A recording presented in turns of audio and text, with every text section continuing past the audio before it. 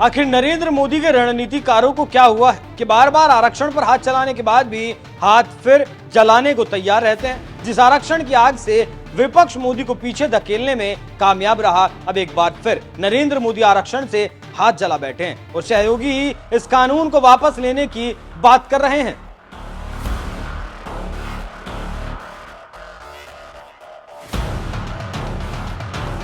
इस समय मोदी के लिए कुछ भी अच्छा नहीं चल रहा, क्योंकि अब वो समय नहीं कि माटी को छूने से सोना बन जाए। अब 2024 मोदी के लिए ऐसा वक्त चल रहा है कि सोने को अगर मोदी छू रहे हैं तो वो माटी बन जाता है और नरेंद्र मोदी को कुछ समझ नहीं आ रहा। तभी तो पूरा मॉनसून सत्र विपक्ष और राहुल गांधी के नाम रहा और अब राहुल गांधी बढ़ती लोकप्रियता ने राहुल गांधी की नरेंद्र मोदी को परेशानी में डाल दिया। जी हां, पहले वक्फ में फंसे, फिर बजट में फंसे, उसके बाद सुप्रीम कोर्ट के फैसले में आरक्षण को लेकर फंस गए, लेकिन अब एक बार फिर राहुल गांधी के चंगुल में फंसते जा रहे हैं नरेंद्र मोदी। और अब एक बार फिर आरक्षण ही मोदी के सामने विकराल मुंह बाए खड़ा है। जी हां, सरकारी पदों पर लेटरल एंट्री के जरिए मोदी सरकार आईएएस बनाना चाहती है और इसी को लेकर देश का राजनीतिक पारा 7वें आसमान पर है। राहुल गांधी, अखिलेश यादव, तेजस्वी यादव समेत कई विपक्षी दलों ने इसका विरोध किया और सिस्टम पर सवाल खड़े कर दिए। इस बीच सरकार के अंदर से भी आवाज मुखर होकर उठने लगी।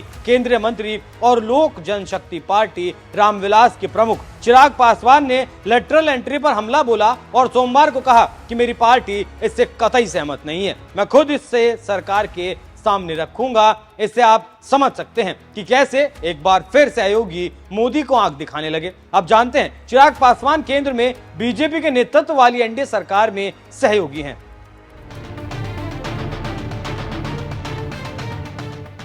जानकारी देते चलें कि इस मुद्दे पर चिराग फंस गए हैं और जिस मुद्दे पर राहुल गांधी लीड कर रहे हैं उस मुद्दे पर राहुल गांधी के साथ खड़े नजर आ रहे हैं चिराग पासवान। खबरों की माने तो केंद्रीय मंत्री चिराग पासवान ने कहा कि मैं और मेरी पूरी पार्टी स्पष्ट राय रखते हैं कि सरकार को कोई भी नियुक्तियां उसमें आरक्षण के प्रावधानों को ध्यान में रखकर करनी चाहिए। निजी क्षेत्रों में ऐसी कोई भी व्यवस्था नहीं है। ऐसे में कोई भी सरकारी नियुक्ति होती है, चाहे किसी भी स्तर पर हो, उसमें आरक्षण के प्रावधानों को ध्यान में रखा जाना चाहिए और इसमें नहीं रखा गया। ये हमारे लिए चिंता का विषय है। मैं खुद सरकार का हिस्सा हूं और इसे सरकार के सामने रखूंगा। हाँ, मेरी पार्टी इससे कतई सहमत नहीं है। तो आप समझ सकते हैं कैसे एक बार फिर मोदी बैकफुट पर हैं और क्यों। जानकारी देते चलें कि केंद्र सरकार ने विभिन्न मंत्रालयों में सचिव और उप सचिव की भर्ती के लिए यूपीएससी परीक्षा करवाती है। ये देश की सर्वाधिक कठिनतम परीक्षाओं में शुमार है। हर साल इस परीक्षा में लाखों छात्र अपनी किस्मत आजमाते हैं, लेकिन कुछ को ही सफलता मिल पाती है।